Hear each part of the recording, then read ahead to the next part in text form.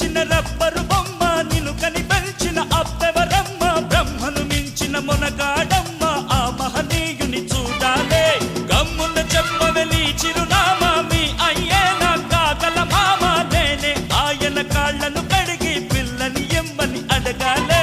కొంపలు ముంచకే వంపుల పాప అమ్మమ్మో కళ్ళను చూస్తే కాళ్ళే వణికి కాళ్ళను చూస్తే కళ్ళే తిరిగి ఏమైపోతామో మత్తును రేపే మహారాణి